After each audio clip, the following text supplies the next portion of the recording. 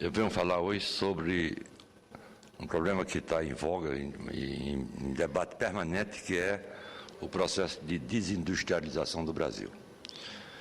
Considero que um dos debates econômicos mais importantes do Brasil nos últimos meses é aquele que trata da desindustrialização do país, associada à questão cambial também no nosso país. Aqui mesmo, desta tribuna, acompanhei diversos pronunciamentos sobre o tema. Quero hoje dar minha contribuição a essa discussão, na certeza de que o Senado tem a obrigação de promover esse debate. A solução desse problema é decisiva para o futuro do Brasil, pois as decisões a serem tomadas definirão um modelo de desenvolvimento que esperamos consolidado em nosso país nos próximos anos. Como premissa, senhor presidente, é necessário ressaltar que não existem soluções fáceis para esses problemas complexos que se arrastam há muito tempo. Em primeiro lugar, acredito que a questão da desindustrialização e a questão do câmbio sobrevalorizado envolve um lado puramente técnico, de interpretação de dados, de estatísticas e de um outro lado político, este com certeza muito mais delicado. Por que delicado? Porque depende de avaliações subjetivas e de posicionamentos políticos, na medida em que reflete um cenário muito complexo.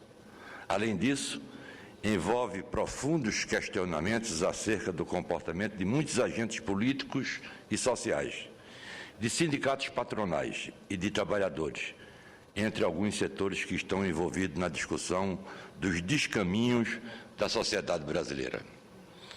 Em segundo lugar, é importante ficar claro também que não há um fator único que explique a atual situação da economia do país, que, como veremos, é muito grave.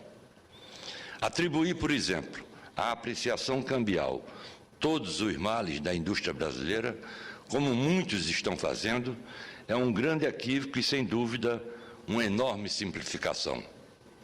De igual modo, senhoras e senhores senadores, é outra grande simplificação atribuir à concorrência desleal chinesa e de outros países asiáticos os graves problemas enfrentados por nossa indústria. Em ambos os casos, apontar os dois fenômenos como os grandes culpados pelos problemas da economia brasileira, em especial da indústria, é simplesmente uma forma de justificar as seríssimas questões estruturais não resolvidas, incompetência gerencial dos governos que se sucederam e a omissão de setores das elites brasileiras, principalmente das classes empresariais e industriais. Também não devemos esquecer o velho hábito do recurso fácil ao protecionismo, do crédito farto e barato às expensas do Tesouro Nacional.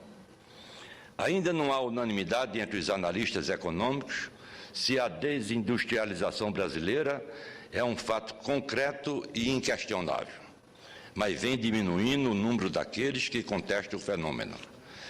Esse evento é uma tendência mundial, pois na medida em que um país desenvolve, cai a participação da indústria na formação do produto interno bruto, em especial do segmento da indústria de transformação, que perde espaço para o setor de serviços. Esse processo de transformação estrutural aconteceu em todos os países desenvolvidos e continua acontecendo naqueles que já alcançaram algum estágio relativamente avançado de industrialização.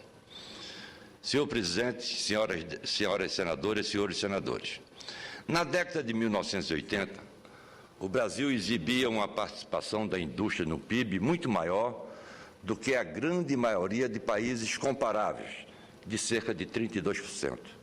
Nosso país era considerado uma economia sobreindustrializada na comparação com outras nações. A partir dos anos 1980, como todo mundo sabe, o Brasil entrou em profunda crise, com endividamento, inflação, crises de balanço de pagamentos, desgovernos, estagnação econômica. O investimento privado despencou, a poupança idem, e a capacidade de investir do governo chegou a quase zero. Nesse cenário, a participação da indústria no PIB caiu de 22,7% em 1990 para...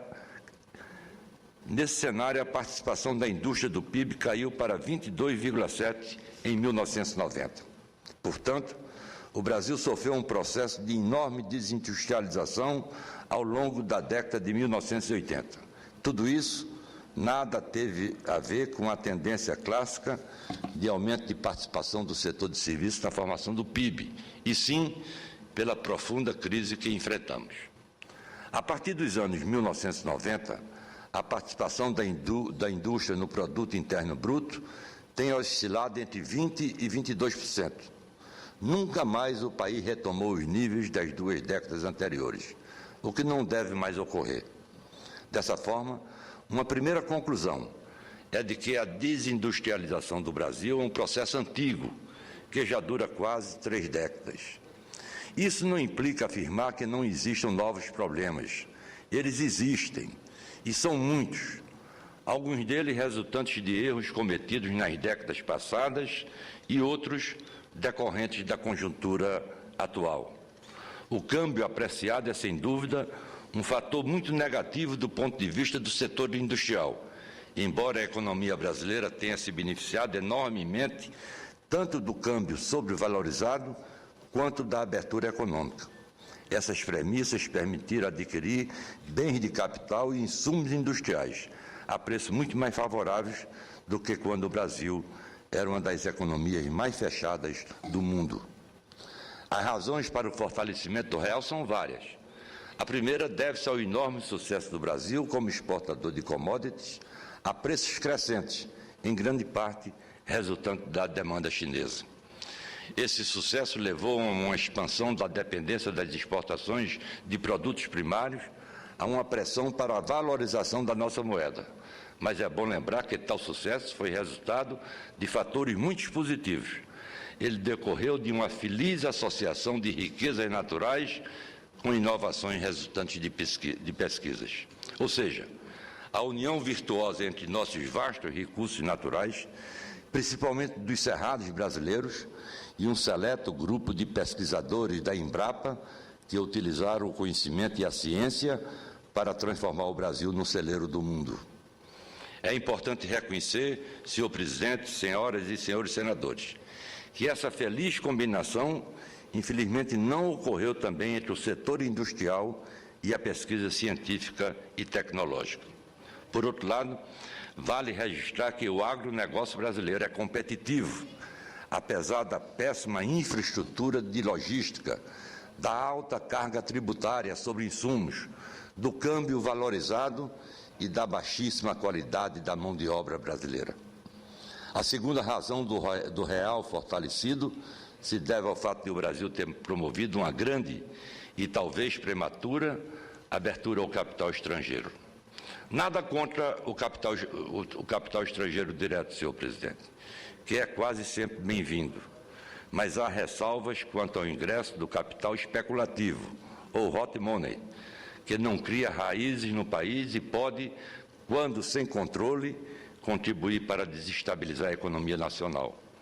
Um país com pouca capacidade de poupar e, portanto, com uma grande disposição para consumir, associada a uma elevada taxa de juros, torna-se um paraíso para investidores estrangeiros em ações, derivativos, títulos de governo e em empréstimos a empresários e bancos brasileiros. Neste caso, como decorrência do absurdo spread bancário cobrado no país. Em resumo, a valorização da taxa de câmbio no Brasil decorre principalmente da volumosa entrada de capitais externos, uma tendência que tem se agravado com a crise financeira mundial, na medida em que se reduzem as oportunidades de investimentos produtivos e financeiros nos países industrializados. O câmbio sobrevalorizado traz repercussões expressivas sobre todas as variáveis das contas externas brasileiras, sejam comerciais ou financeiras. Vale ressaltar um aspecto. Diversos economistas que atribuem um grande peso aos malefícios da sobrevalorização cambial assinalam que praticamente todos os países que registraram um processo bem-sucedido de crescimento econômico no longo prazo, por meio de aumento de suas exportações, praticaram uma política de desvalorização do câmbio. Trata-se de uma situação inversa à do Brasil, senhoras e senhores senadores. Um câmbio valorizado por um longo período de tempo é capaz de provocar um sério processo de desindustrialização. As razões são óbvias. Um câmbio valorizado torna as exportações menos competitivas no mercado internacional, pois reduz a remuneração dos exportadores em moeda nacional. Por outro lado, torna as importações mais competitivas no mercado interno, gerando uma tendência ao desequilíbrio nas contas comerciais. Daí, a pressão dos setores industriais brasileiros por uma política ativa do governo para desvalorizar o real frente ao dólar, bem como a outras moedas de livre curso internacional. Portanto, é verdade que a sobrevalorização da moeda produz perda de competitividade das exportações, aumento da competitividade das importações e o início de um processo de desindustrialização. Porém, essa é uma visão bastante simplificada e mesmo superficial dos problemas gerados pelo câmbio valorizado e suas causas mais profundas. É importante levarmos em consideração que os países que tiveram sucesso em se industrializar no pós-guerra, como, por exemplo, Taiwan, Singapura, Coreia do Sul, China e Vietnã, adotaram durante muitas décadas regimes autoritários e uma economia fortemente controlada pelo Estado. Todos esses países registraram altas taxas de poupança e altos níveis de investimento. E o que é mais importante, adotaram simultaneamente uma política de industrialização associada a um extraordinário estímulo à educação e à qualificação de sua mão de obra. O resultado foi uma industrialização realizada com sucessivos upgrades tecnológicos, uma melhor distribuição da renda e uma população melhor qualificada. Todas essas economias, senhor presidente, registraram uma evolução extraordinária da produtividade associada a substanciais melhorias salariais. Essas nações não teriam chegado onde chegaram sem os grandes investimentos em capital humano, sem assegurar a universalização do ensino fundamental e médio, de boa qualidade, como ensino técnico e permanente treinamento da mão de obra e, progressivamente, a quase universalização do ensino superior. E o que aconteceu no Brasil, senhor presidente? Enquanto nos países que mencionei, há pouco, a produtividade do trabalho no setor industrial se elevava à taxa de 2 dígitos ao ano, no Brasil, a produtividade da mão de obra na indústria de transformação declinou fortemente nas últimas décadas. Segundo os dados do Fundo Monetário Internacional, o FMI, a produtividade do trabalho nos setores exportadores chineses cresceu de 10% ao ano na década de 2000. A mesma fonte mostra que a produtividade nos setores exportadores dos parceiros chineses foi de apenas 2,3% ao ano, no mesmo período, ou seja, cerca de 4 vezes menos que a taxa chinesa. Por outro lado, segundo dados do IBGE, no período 1996-2004, a produtividade da mão de obra na indústria econômica exigidos pela comunidade internacional. No ano de 2004, o movimento de capitais de portfólio registrou um valor negativo da ordem de 4,8 bilhões de dólares. Nos anos seguintes, tais capitais apresentaram uma tendência de extraordinário crescimento e também de expressiva oscilação. Em 2007 foi registrado um ingresso no Brasil de 48,4 bilhões de investimentos em carteira, que despencou no ano seguinte para menos de 1,2 bilhões, para de novo em 2009 apresentar outra cifra impressionante, acima dos 49 bilhões de dólares. Depois da eclosão da grande crise financeira entre 2008 e 2009, emergiu um crescente consenso de que é desejável e necessária alguma regulamentação dos mercados financeiros. No entanto, em economias com forte tradição de desregulamentação dos mercados de ativos financeiros e, sobretudo, em países que adotam regimes democráticos, não parece ser uma tarefa fácil a introdução de mecanismos que imponham um efetivo controle sobre o fluxo desses recursos. Medidas mais rígidas de controle ao ingresso de capitais de curto prazo não são bem vistas pela comunidade internacional e podem prejudicar a credibilidade do país. A grande questão é que o Brasil apresenta um cenário muito particular, que encoraja o ingresso maciço de capitais de curto prazo. A Bolsa de Valores de São Paulo, Bovespa, registrou, após os primeiros impactos negativos da crise financeira, a melhor rentabilidade dentre todas as bolsas de valores imobiliários de todo o mundo. Por outro lado, apesar das grandes reduções da taxa Selic, as taxas de juros que o Brasil oferece para a venda de seus títulos públicos continuam entre as mais elevadas, quase 10%, em confronto com as taxas de 0 a 0,5% pagas pelos títulos dos tesouros nacionais dos Estados Unidos, da União Europeia e do Japão. Como a expectativa para o futuro próximo é a da manutenção da Selic entre 8% a 9%, e como a Bolsa de Valores de São Paulo deve continuar com sua trajetória de bons resultados, mantém-se aberta uma longa avenida para volumosos ingressos de capitais especulativos. Isso só não ocorreria se o governo encontrasse instrumentos criativos e aceitáveis pelas instâncias internacionais de regulação de tais fluxos de capitais, o que parece uma tarefa extremamente complexa. Senhoras e senhores senadores, outro problema é o reaparecimento do déficit nas suas transações correntes do balanço de pagamentos. Trata-se de um fantasma que assustou a economia brasileira por todos os anos de 1990 e até os primeiros da década de 2000. Eu queria pedir só 30 segundos, Vossa Excelência, para registrar, porque os alunos estão já saindo. Os alunos da faculdade Alfredo Nasser, de Aparecida de Goiânia, que estão visitando aqui as nossas galerias, e os alunos também da Unifam, da cidade de Goiânia, em Goiás, da nossa capital de Goiás, belíssima capital, por sinal estive lá ontem, continua cada vez mais bonita a cidade, então registro a presença e agradeço Vossa Excelência a compreensão. Também quero me incorporar, a todos eles, de todos os estados presentes, o nosso abraço e votos de felicidade. Só a partir de 2003 o país passou a registrar superávit nessa conta. Esse cenário se manteve até 2007. A partir de 2008, porém, retornaram os déficits em conta corrente, com valores expressivos. 28 bilhões de dólares em 2008, 24 bilhões de dólares em 2009 e 54 bilhões entre fevereiro de 2011 e fevereiro deste ano.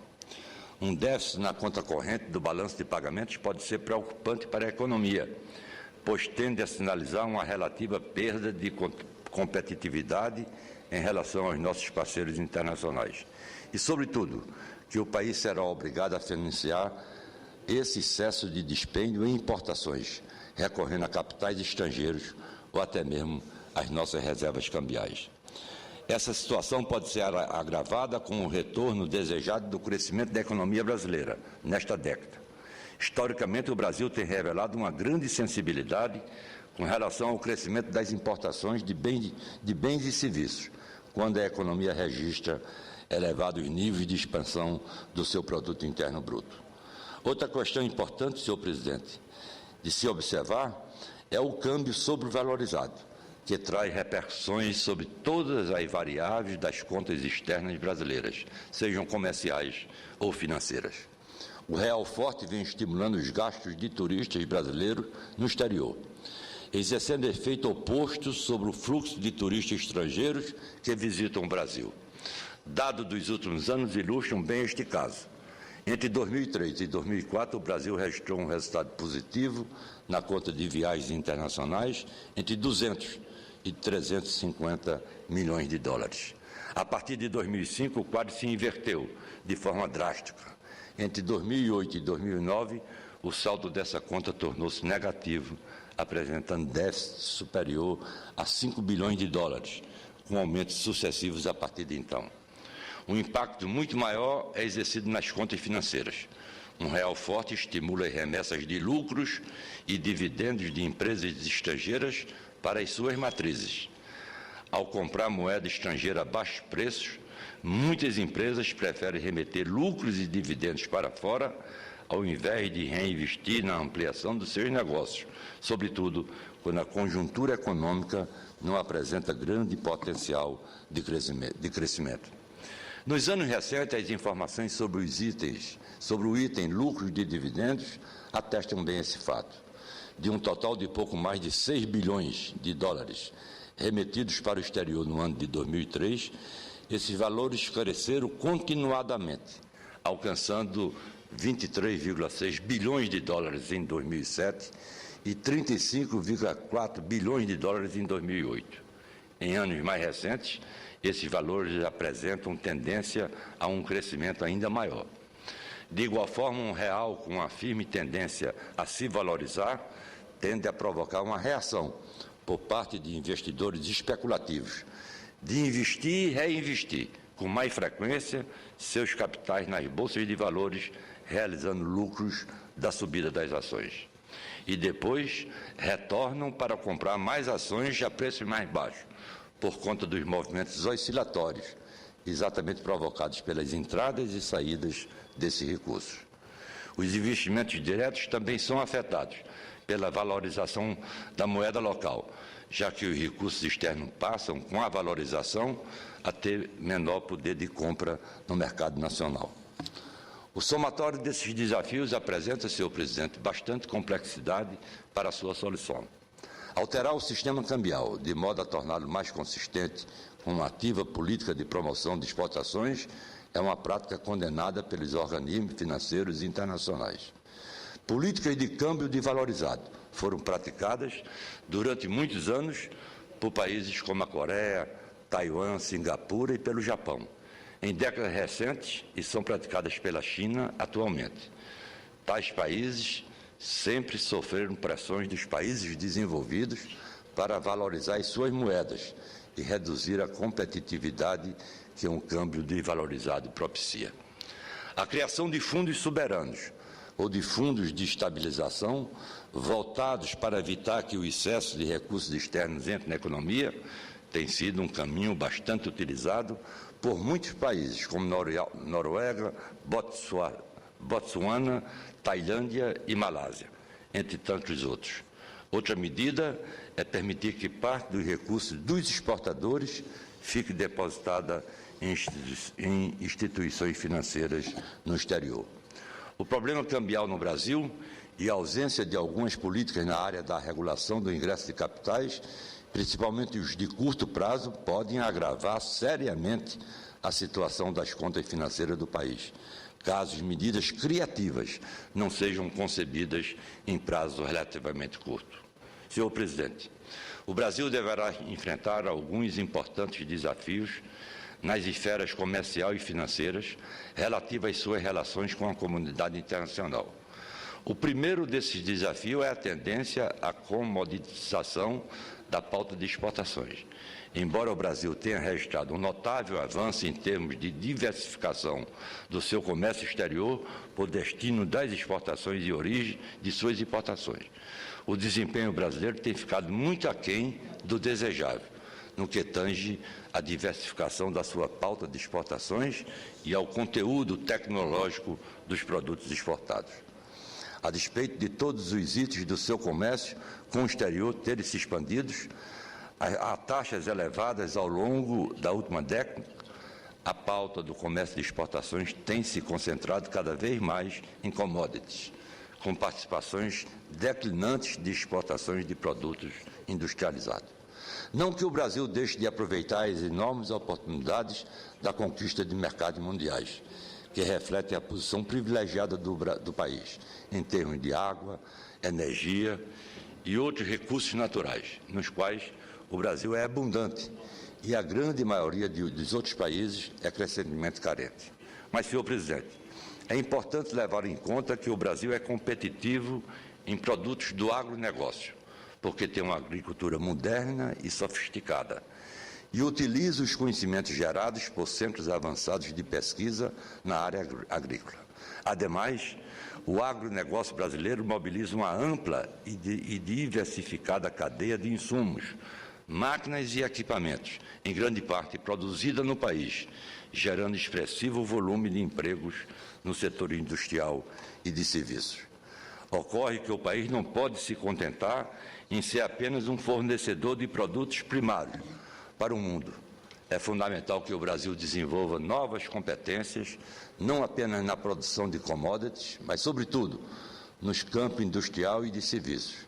E o caminho para esse aperfeiçoamento se dará por meio da criação de um novo perfil produtivo e tecnológico. Trata-se de uma necessidade imperiosa para o país ingressar mais rapidamente no grupo das nações desenvolvidas e industrializadas.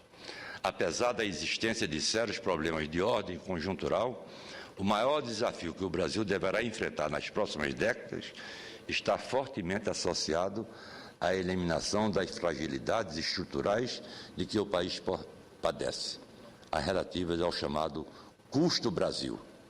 E esse custo Brasil é, sem dúvida, o resultado de muitos e muitos anos de negligência dos nossos dirigentes e das nossas elites para com a nação brasileira. O governo brasileiro tem um amplo e profundo diagnóstico desses problemas, que afetam a economia nacional como um todo e, de forma específica, o setor industrial.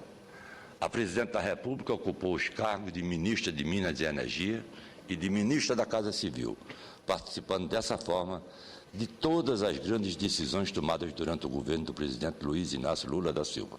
Portanto, a Presidente tem plena consciência de que as soluções perenes não serão conquistadas com ações pontuais, traçadas de acordo com o poder de lobby de determinado setor econômico. É inimaginável, senhor presidente, pensar que o atual governo brasileiro enverede pelos atalhos populistas adotados em países vizinhos. Falta ao governo uma visão estratégica de como enfrentar, de forma efetiva, os nossos obstáculos de uma infraestrutura precária, operários mal treinados e um sistema educacional que rasteja a passos de tartaruga, enquanto o restante do mundo avança na velocidade de um avião a jato. Por último, mas não menos importante, o governo precisa de coragem para liderar o debate sobre duas importantes reformas institucionais para a área econômica, que são as reformas tributária e trabalhista. O nosso sistema tributário talvez seja o mais confuso do mundo e a nossa legislação trabalhista, senhor presidente, vem da época da ditadura do Estado Novo, em meados do século passado. O vento de cruzeiro que ajudou o Brasil nos últimos anos não vai durar para sempre e o país precisa estar sólido para enfrentar eventuais tempestades e criar condições para crescer a taxas mais consistentes, solucionando os nossos sérios obstáculos estruturais. Era o que tinha a dizer, senhor presidente, agradecendo a sua atenção, a sua tolerância e agradecendo também a atenção do plenário. Muito obrigado. Parabéns, Vossa Excelência, pelo pronunciamento, senador. Com a palavra, senador Roberto Requião. Não estando presente, senador Antônio Carlos Valadares. Não estando presente, senador Aníbal Diniz. Vossa Excelência, o tempo regimental de até 20 minutos para o vosso pronunciamento. Logo depois está inscrito o senador Pedro Tax, como orador inscrito.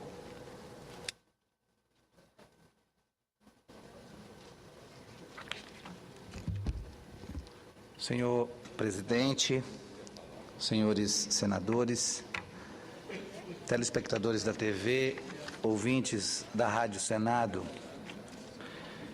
gostaria, nessa tarde de segunda-feira, fazer menção a dois acontecimentos que julgo bastante importantes e que dizem respeito diretamente ao nosso fazer político e, por isso, gostaria de compartilhar desses assuntos aqui no plenário do Senado Federal.